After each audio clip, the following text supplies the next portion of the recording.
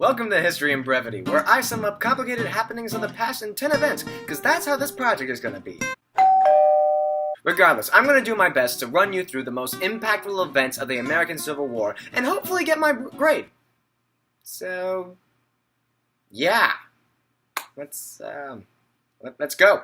A long time ago, not far. Did you really think I was going to have an intro for this? Well, for those of you who did, you seriously doubt my composing capabilities. But I digress. To the war! It all started in March of 1861 when President Abraham Lincoln was inaugurated.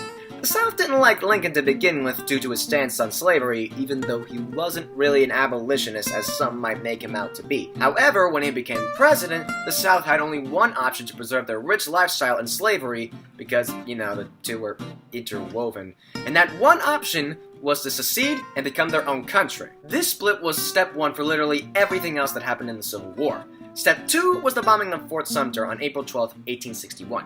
Now, Fort Sumter was like an emo child at the time because it was still under the North's control, unlike literally everything else.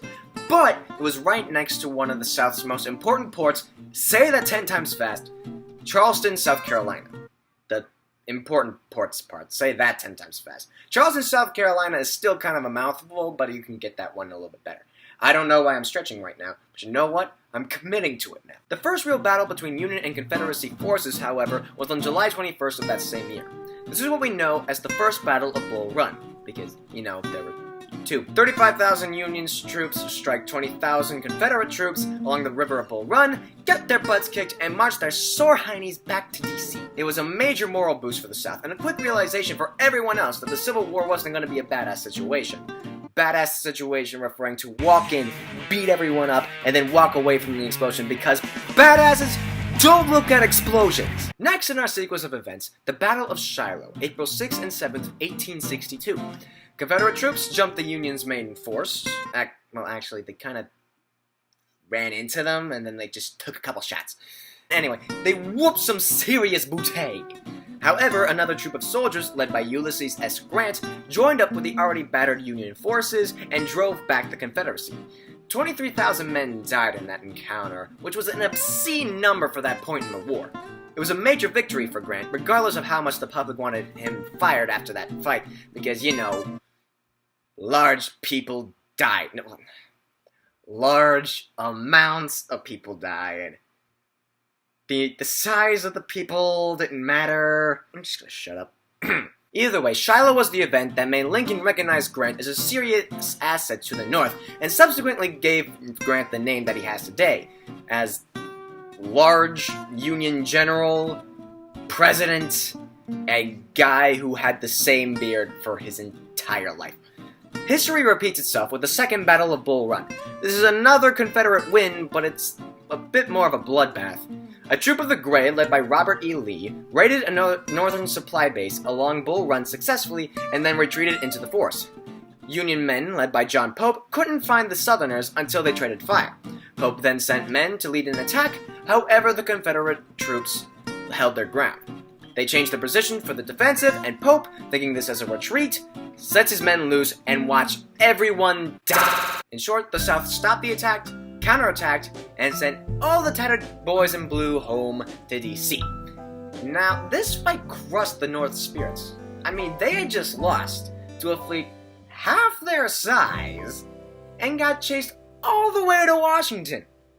I mean, if this was how the odds were gonna be played, they didn't think they were gonna stand a chance. I mean, if I was there in that situation, if I was there in that situation, I would be dead. Most likely. Actually, if I was in that situation, I wouldn't be here making this video.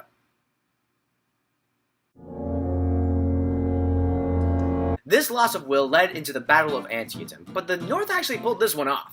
Good old Bobby Lee decides to kick an already downed Union troop.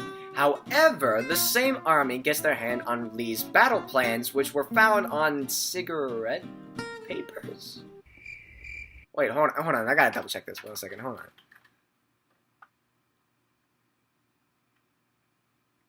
Well.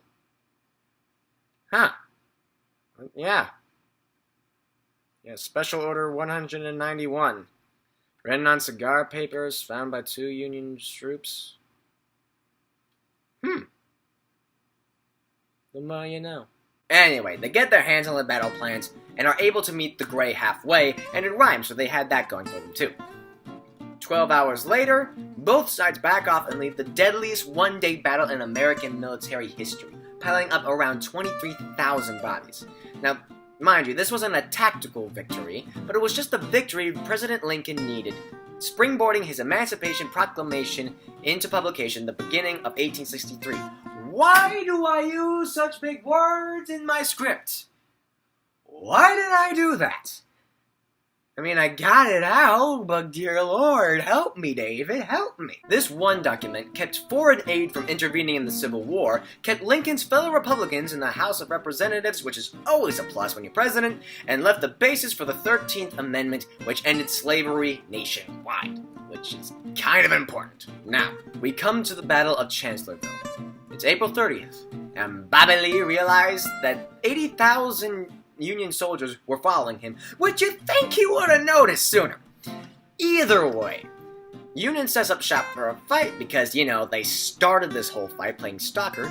Lee and Stonewall Jackson, in a combined effort, set the North wishing they never played that silly stalker game. But Jackson dies, however. The good old Stonewall took a bullet to the knee and he just died. To all of our sadness. But this leaves Lee in charge and the Confederate troops marching towards Pittsburgh. Gettysburg. Pittsburgh. You see where I'm going with this? Yeah, you see where I'm going?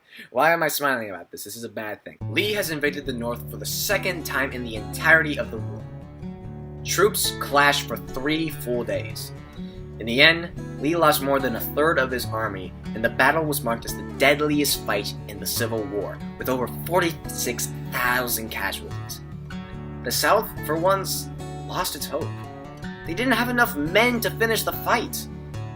The Union outnumbered them to begin with, but now it seemed impossible.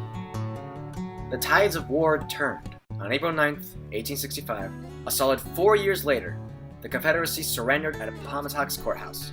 Surrounded, outnumbered, and without hope, Lee meets with Grant, discusses terms of surrender, and everything officially ends then and there. There's a few spattered rebellions, but it doesn't last more than a few weeks. That's about it. I'll see you guys around. Bye.